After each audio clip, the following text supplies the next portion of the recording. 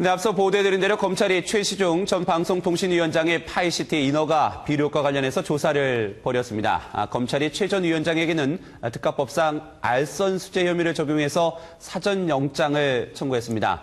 또 검찰의 수사가 최 전 위원장이 기존에 얘기했던 대선 관련 자금 수사로까지 확산될 수 있을지 여기에도 관심이 집중되고 있습니다.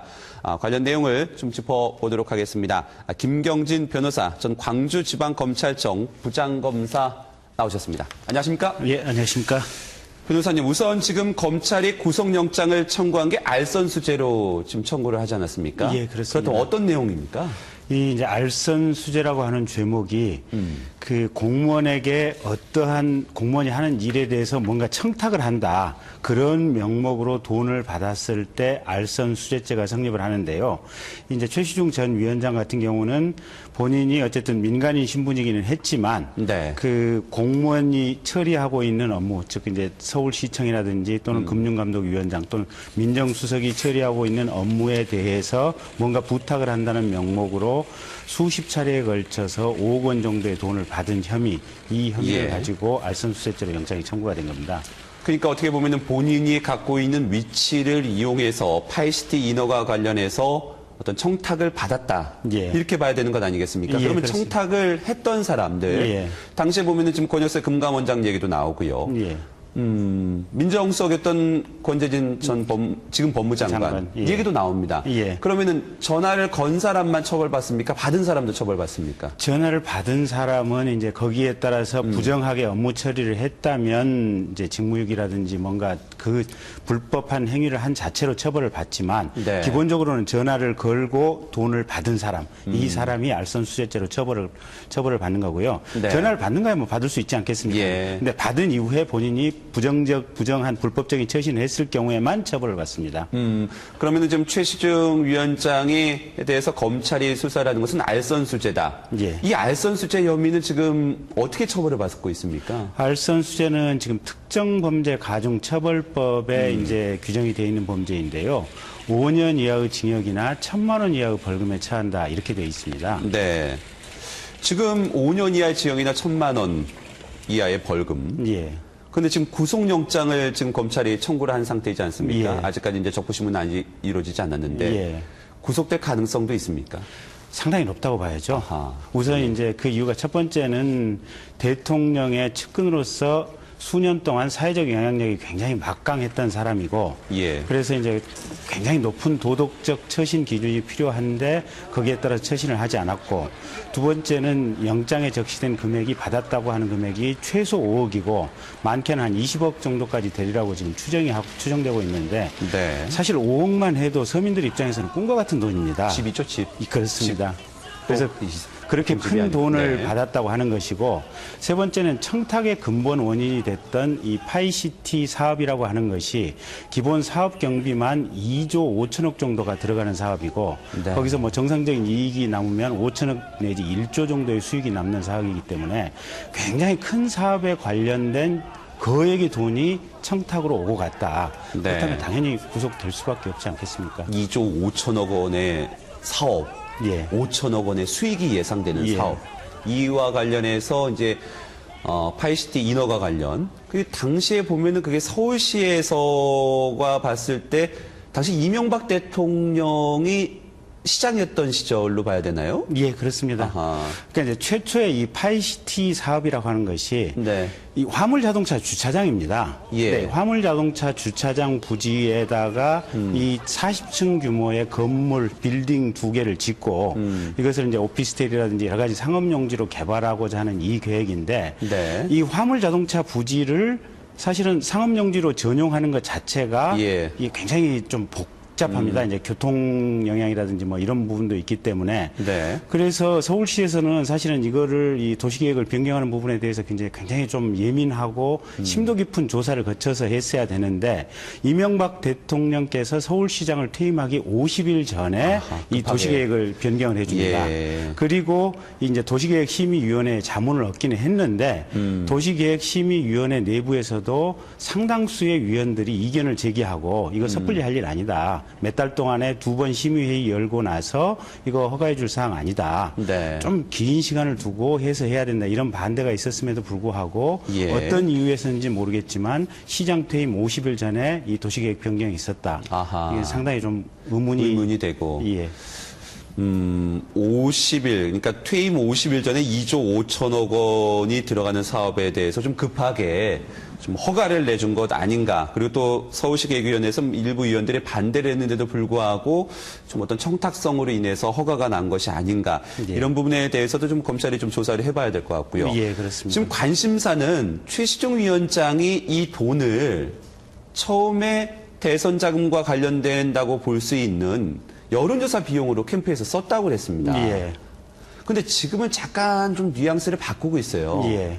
왜 그렇다고 보십니까? 그 검찰 들어가서는 좀 입장이 바뀔 수 있습니까? 그러니까 이제 다들 전 국민이 의아해하는 부분이 그 부분인데요. 네. 처음에는 분명히 받아서 대선 과정에서 여론조사 비용으로 쓴 정치자금이다. 뭐 이렇게 활용을 했다라고 했다가 아예 그냥 개인적으로 썼을 뿐이다. 이제 이렇게 얘기를 하는데 네. 이게 이제 대부분 사람들의 생각이 그냥 얼떨결에 최시중 위원장이 진실을 얘기해버린 것이 아닌가.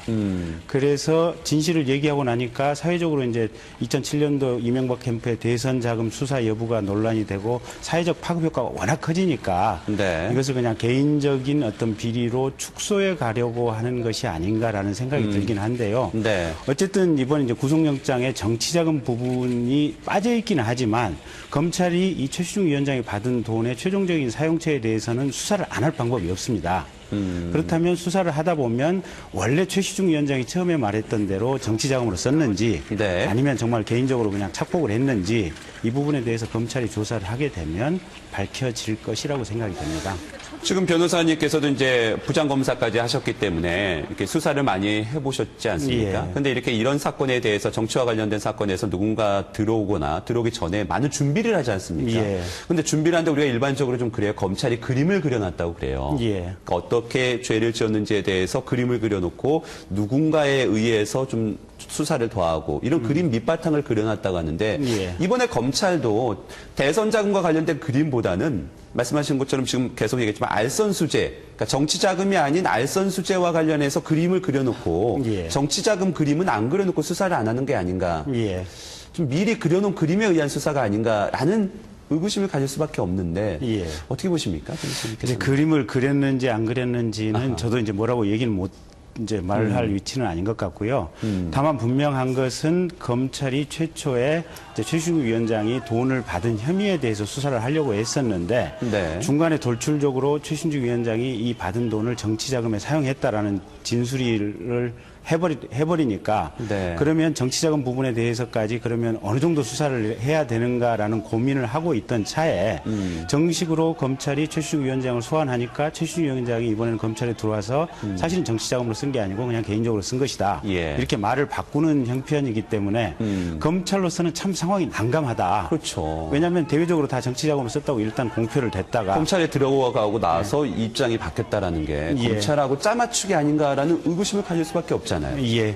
그리고 또 한 가지는 이제 그때 당시 최신중 위원장이 돈을 받을 시점이 이명박 대통령 예비 캠프에서 선거운동의 핵심 역할을 하고 있었을 때이고 네. 또 최시중 위원장 본인이 갤럽 회장을 오랫동안 역임하지 않았습니까? 그래서 네. 이제 여론조사 전문가로 있었고 또 이명박 대통령 선거 과정에서 그 선거 캠프 외부에서 외곽에서 다양한 여론조사가 있었다는 후문이 있습니다. 네. 그렇다고 하면 실제로 최신중 위원장이 이 받은 돈을 가지고 여론조사하는데 활용을 했을 수도 있고 또 이명박 대통령이 당선되기 위해서 여론을 일정하게 이끌어가는 방향으로 여론조사가 있었을 수도 있다. 네. 그런 가능성을 충분히 점쳐볼 수 있기 때문에 예. 아마 이 부분에 대한 수사는 반드시 이루어져야 될 것 같습니다.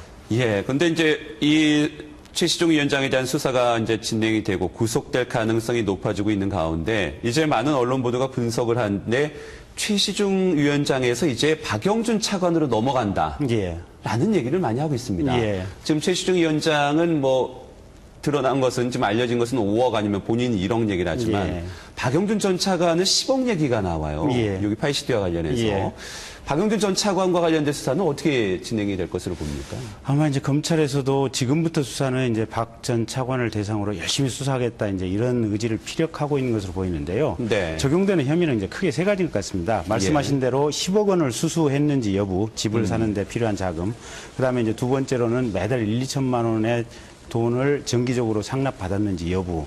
또 한 가지는 이제 박영준 차관이 이명박 대통령께서 서울시장일 당시에 서울시 정무보좌역을 했습니다. 네. 근데 이 정무보좌역이라고 하는 자리가 어떤 중요한 민원을 중간에서 법적으로 행정적으로 점검해주는 아마 이런 역할을 한 것으로 알고 있는데요. 그렇죠. 네. 이 정무보좌역을 하면서 파일시티 인허가에 직접적으로 관여를 했는지 이 세 가지 부분에 대해서 아마 검찰이 깊숙하게 수사를 하지 않을까.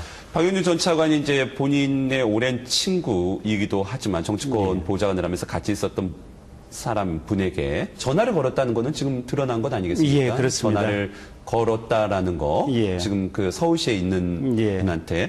그런 거 관련해서 이제 박영준 전 차관이 얼마만큼 인허가에 개입을 했는지 이 부분을 좀 조사할 가능성이 있는데 지금 검찰이 어제 자택을 압수수색했습니다. 예. 자택을 압수수색했는데 그 미묘하게 지금 박영준 전 차관의 움직임하고 미묘하게 좀 하루차가 나고 있어요. 뭐 사무실 예. 옮기고 예. 옮기기 나오고 하루 지나서 그래서 예. 좀 이미 좀 압수수색을 했음에도 불구하고 예. 좀 자료를 확보하지 못한 것 아닌가라는 예. 검찰이 좀 한 발 늦지 않았나 이런 얘기도 나오던데요. 그러니까 그 압수수색에 대해서 상당히 뒷말이 많은데요. 네. 우선 압수수색 장소가 이제 박영준 차관의 서울집, 그 다음에 네. 이제 대구집, 네. 그리고 이제 대구에 있던 선거사무소, 이제 이 세 군데를 압수수색을 했는데 대구에 있는 선거사무소를 갔더니 하루 전날 이미 짐을 싸서 짐을 다 이제 실어서 옮겼죠. 옮긴 예. 이후기 때문에 네. 이게 뭐 그럴 가능성은 적긴 하지만 예. 혹여 어떤 수사 기밀이 누출되지 않았을까라는 이제 조금 어떤 뭐 우려를 할 수도 있는 부분인 것 그러니까 같고요. 검찰로서는 이사 간 집 압수수색한 거 아닙니까? 예. 이사 간 집에 뭐가 있겠습니까? 예. 다 이사 갔는데. 예. 그런 거 보면은 참 검찰도 하루 늦은 건지. 예. 좀 그런 부분은 좀. 그리고 이제 또 한 가지가 네. 지금 박영준 차관에 대해서는 이 파이시티 관련 수뢰 사건뿐만이 아니고 카메룬의 이제 CNK 광산 문제, 그 전에 이가 예, 있었죠. 그 다음에 네. 그 민간인 국무총리실의 민간인 불법 불법 사찰. 사찰 문제인데 네. 이 압수수색을 이 세 가지 수사와 관련해서 동시에 같이 집행을 했답니다. 그래서 이제 검찰 압수수색 네. 치고는 세 사건을 한 번에 이렇게 압수수색을 하는데 상당히 좀 이례적인 상황이어서 그 부분도 뭐 특별히 무슨 잘못이 있다거나 뭐 이런 것은 아닌데 조금 네. 보기에는 법률가들이 보기에는 조금 의아한 상황이다. 예. 이렇게 보고 있습니다. 지금 말씀하신 것처럼 이제 CNK 지금 국민들께서도 많이 기억을 하실 겁니다. 카메룬 다이아몬드 광산 스캔들이라고 해서 CNK 인터내셔널 좀 주가 조작 사건 좀 큰 겁니다. 최근에 관련해서 좀 큰 사회적 이슈가 됐던 부분에 대해서 좀 박영준 전 차관의 얘기가 좀 계속 나오고 있어서 이거 하나. 그다음에 기억나실 것입니다. SLS 그룹 이국철 회장으로부터 돈 받은 거. 그다음에 전국을 뒤집었던 민간인 불법 사찰. 예. 이 세 가지에 이제 다 연루됐다고 이제 여러 가지 의혹이 제기되지 않습니까? 예. 그런데 이 세 가지 의혹에 대해서는 본인이 적극 부인을 했어요. 예. 본인이 적극 부인을 하고 이거 말도 안 예. 된다라고 부인을 했는데 이번 건에 대해서는 좀 적극적인 해명이 잘 안 나오고 있습니다. 예. 그럼 좀 시기가 변해서 그럴까요? 아니면 본인의 어떤 입장 변화가 있는 걸까요? 어떻게 보십니까? 그러니까 이제 이 박영준 차관의 사건을 대하는 태도를 보면 네. 본인이 비교적 뭔가 할 말이 적극적으로 있다고 하는 상황이면 본인 성격상 아주 강렬하게 부인을 하든지 자기 의사 피력을 하는 성격이었던 것 같은데 네. 이 사건에 대해서는 부인도 시인도 하지 않고 잠적하고 기자들하고 접촉도 피하고 있는 상황이거든요. 네. 그래서 이제 일각에서는 기사를 보면 박 차관이 실제로 받았을 가능성이 높은데 그냥 이렇게 침묵하는 것으로서 본인이 저항하는 것이 아닌가 그런 얘기가 흘러나오고 있는데 이제 어떤 속내에서 과연 이렇게 지금 처신을 하고 있는지는 아무도 네. 모를 일입니다. 지금 이 정권 말에 이 사건의 수사나 이 수사 확대되는 과정을 보면은 지난 정부 때 태광그룹이 생각납니다. 예. 이 태광그룹 세무조사하면서 불거졌던 문제들이 전에 정부의 노무현 전 대통령의 형까지도 예. 거론되면서 줄줄줄이 많은 정치인들이 예. 거론되지 않았습니까? 예. 이번에 파이시티가 좀 유사한데요. 예. 대통령의 형 얘기가 또 나왔습니다. 예. 이상득 예.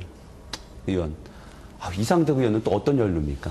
지금 이상득 의원이 이 파이시티 비리에 관련해서 직접 연루됐다라는 직접 증거는 없습니다. 아직 근데 이제 네. 근데 그 직접 증거는 없는데 다만 이 중간 브로커 이모 씨의 수첩을 검찰이 자택 압수수색하는 과정에서 발견했는데 이 수첩에 보면 최시중 위원장이나 아니면 박영준 전 차관에 대해서는 언제 만나서 이러이러한 얘기를 나누었다 이런 내용이 상세하게 기재가 돼 있는데 네. 거기에 동시에 이상득 의원을 몇 월 며칠 만나서 무슨 대화를 했다라는 내용이 개략적으로 기재되어 있다고 합니다. 네. 그렇다고 하면 이 지금 최시중이나 박영준 씨가 이 파이시티 비리에 관련되어 있는 것에 비추어 볼 때 이상득 의원도 여기에 관련되어 있을 가능성이 높다. 높지 않느냐. 특히 이제 최시중 위원장과 이상득 의원 사이는 이제 대학교 동기 동창이고 친구 아닙니까? 포항 예, 친구 친구고, 아닌가? 예, 그게 아닙니까? 예. 또 이상득 의원 같은 경우는 지금 보좌관이 뭐 여러 비리 혐의로 인해서 구속 수감돼 있고 여러 건의 수사를 받고 있는 상황이고요. 또 그 과정에서 본인 비서의 부자에서 그냥 뭉칫돈이 발견이 됐는데 지난번에 사실은 검찰이 간단한 진술 소명서 하나 받고 그냥 더 이상 수사를 진행 안 해버렸거든요. 네. 그래서 아마 이번에는 이 여러 가지 제기되는 의혹들에 대해서 조금 자세하게 수사가 있어야만 네. 검찰이 좀 제대로 국민의 부응에 어떤 부합하는 그런 수사를 하는 것이 아닌가 생각이 됩니다. 지금 이제 파이시티와 관련해서 지금 이름이 거론되는 브로커 이동률 씨는 지금 최시중 위원장하고 영포에 그러니까 포항 향후의 그 예. 후배 사이 아닙니까? 예, 그렇습니다. 포항 향후의 후배 사이고 최시중 위원장하고 이상득 의원은 포항 친구고 친구 향후에 같은 향후에라는 얘기죠 결국에는. 예, 그렇습니다. 이동률 씨는 모를 리는 또 없겠죠. 부회장까지 예. 했다 그러니까 이 포항 향후의 이 선후배지간에 어떤 관계가 있었는지. 그래서 이게 고향이라는 게 참 좋고 선후배라는 게 참 좋은데 이럴 때 꼭 동과가 연관돼 가지고 같이 좀 연루되는 경우가 많이 있는데 이제 중요한 거는 이게 권력 말에 이제 청와대가 어떻게 이제 정부 운영을 해야 할지 진짜 난감한 상황에 빠졌습니다. 이게 대통령 형 얘기 나오고 뭐 최시중 위원장 얘기 나오고 박영준 전 차관 나오면 뭐 대통령 주변에 있었던 사람들 지금 다 얘기 나온 거 아닙니까? 어떻게 보면은. 어떻게 청와대는 그럼 어떤 이 곤혹스러운 입장을 보십니까? 그러니까 일단 대통령 본인부터 조금 명확하게 해명을 하셔야 될 필요성이 있지 않나라는 생각이 드는 게요. 그러니까 이제 시장 퇴임하기 50일 전에 부랴부랴 도시계획 고시가 바뀌었단 말입니다. 네. 그리고 그 바뀌는 과정에서 도시계획 자문 심의위원들도 상당한 반대가 있었고, 근데 이제 이명박 대통령께서 이 사업의 경제적 규모라든지 파급 효과를 모르실 리는 없었을 것 같고 그렇다고 하면 본인 스스로가 이 사건의 어떤 파이시티 도시계획 변경 과정에 대해서 어느 정도 인지를 하고 있었는지 또 본인이 어느 정도 혹시 관련이 돼 있는지 이 부분에 대해서 명확하게 좀 해명이나 설명이 먼저 나와야 될 것 같다는 생각이 들고요. 네. 이제 그 후반 마지막 이제 정치를 어떻게 할 거냐 그 부분은 이제 전국적인 문제고. 예, 법률가인 저로서는 특별히 말씀드릴 건 없습니다. 지금 지금 그러면은 우리 변호사님한테 이걸 한번 좀 여쭤볼게요. 예. 뭐 어떤 수사 대상에 있는 사람이 정권 특히 권력이 가진 사람이 청와대한테 서운해할 수가 있어서 이 자금을 대선 자금으로 좀 어떻게 보면은 대통령을 향해서 얘기를 했다. 그래서 좀 나에 대해서 어떻게 좀 구원을 좀 해달라. 이런 메시지 같은 게 좀 정치권에 수사하다 보면 좀 그런 관계가 좀 있습니까? 어떻게 봐야 될까요? 뭐 있을 수도 있죠. 이제 사람이 어떤 범죄를 저지르는 동기는 여러 가지가 있고 또 그 이후에 그것을 처리하고 본인이 이제 살려고 하는 구명의 방식도 여러 가지 다양한 패턴이 있을 수가 있으니까요. 뭐 방금 말씀하신 그런 가능성도 전혀 배제할 수는 없습니다. 네. 변호사님 그리고 이번이 파이시티 관련 수사가요. 이 파이시티를 처음에 검찰이 수사한 게 아니지 않습니까? 그렇습니다. 다른 수사를 하다가 이 파이시티가 엮여서 불거져 나와 있습니다. 하이마트 수사를 하다가 하이마트 수사하다가 브로커 얘기 나오다가 브로커가 이제 불리기 시작하면서 자기의 잘못을 조금 약간 감하기 위해서 나 권력에 이 정도 사람하고 친하다라고 얘기를 하면서 이게 불거진 것 아니겠습니까? 어떻게 보면은 최시중 전 위원장 얘기가 갑자기 다른 조사에서 이름이 나오니까 검찰에서도 발칵 뒤집혔겠죠. 놀랬겠죠. 나 이상득 의원도 아는데 이런 얘기하면은 그 검찰이 안 놀래겠습니까? 하지만 이게 권력 말이라는 게 수사가 안 할 수도 없는 부분 아닙니까? 근데 좀 더 지금 우려스러운 건 뭐냐면은 다른 수사와 연계돼서 정권 말에 권력형 비리로 이어질 가능성, 예. 앞으로도 많이 있을 가능성, 이 부분이 좀 우려스럽거든요. 일단 이동률 씨 부분이 아직까지는 이제 본인이 입을 잘 안 열고 있는데 네. 이동률 씨가 입을 열기 시작하는 순간 정말로 이게 화라산처럼 어떤 비리가 터져 나오는 것이 아닌가라는 생각이 드는 게요. 네. 그 말씀하신 대로 지금 하이마트 수사를 하다가 이동률 씨한테 거기서 비자금이 빠져나가고 네. 로비 자금으로 쓰였던 흔적이 발견이 돼서 예. 이동률 씨 집을 압수수색하는 과정에서 여기까지 지금 사실은 오게 된 거거든요. 네. 근데 이동률 씨가 평소에 나는 영포 라인의 핵심이다. 네. 또 이제 이상득 의원이 이제 동지 상고를 나왔다고 하는데 뭐 이거는 이제 설입니다만은 네. 나도 동지 상고를 나와서 이상득하고 가깝다라고 주변에 많이 떠들고 다녔다는 얘기가 있습니다. 실제 그렇다면 이동률 씨가 이 파이시티뿐만이 아니고 수없이 많은 인허가라든지 각종 어떤 비리에 관련돼 있을 그럴 가능성이 있고 그러다 보면 정권 실세들의 어떤 모든 비리에 연결점이 되지 않을까. 그러게요. 그럴 가능성도 배제할 수 없는 것 같습니다. 아이고, 이동률 씨도 예전에 그 태광 상각이 나고 또 거기에 리스트. 또 이게 브로커 하시는 분들은 아우 꼼꼼해요. 며칠, 몇월 며칠 누구 만나서 얼마 건네고 무슨 예. 얘기하고. 그게 어떻게 보면은 그런 분들도 나중에 검찰 수사 대비해서 본인의 그런 걸 좀 작성하는 경우도 있습니까? 아니면 왜 그런 리스트를 작성하나요? 저는 가끔 궁금한데 왜 돈 주고 나서 리스트 작성하죠? 일단 네. 남에게 부정한 돈을 받아왔으면 뭔가 이제 일을 하는 모습을 보여야 되지 않겠습니까? 아하. 그러면 돈을 준 원 출처에게 내가 네. 이런 일을 했다라고 얘기하기 위해서 작성하는 경우도 있을 것이고요. 또 이제 말씀하신 그대로 혹시 나중에 수사를 받게 된다든지 이런 자기가 궁지에 몰리게 되면 거기서 살아날 기회를 찾고자 그런 걸 적어 놓는 수도 있겠죠. 예. 아유, 그 리스트라는 게 참 무섭습니다. 어떻게 보면 정치하는 사람들한테는. 그래서 이게 죄를 네. 지으면 하늘이 알고 땅이 알고 다 아는 것 같습니다. 그러네요. 예. 죄를 지으면 하늘이 알고 땅이 알고 예. 리스트에 적혀 있습니다. 리스트에 잘못하면은 마지막 파이시티 로비 어떻게 보십니까, 변호사님? 어떻게 결론이 날까요? 이제 수사가 이제 한참 진행 중인데. 검찰은 정말로 네. 본연의 역할을 다해서 열심히 수사를 해야만 네. 이제 국민의 신뢰를 찾을 수 있을 것 같고 정권 입장에서도 검찰이 정말로 열심히 수사를 해서 네. 우리 사회에 가득 찬 어떤 탐욕과 부패를 이번 기회에 씻어버릴 수 있는 계기를 좀 만들어주는 게 어떨까.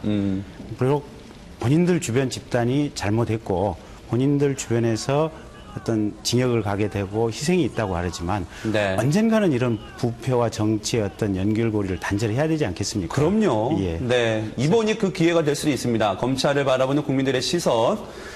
분명히 검찰도 알고 계실 겁니다. 이 균형 좀 잘못 좀 맞춰주고 한쪽으로 이렇게 쏠려면 안 됩니다. 검찰 수사를 좀 국민들이 마지막에 좀 희망을 갖고 지켜보도록 하겠습니다. 김경진 변호사, 전 광주지방검찰청 부장검사와 좋은 얘기 많이 나눠봤습니다. 변호사님 고맙습니다. 감사합니다.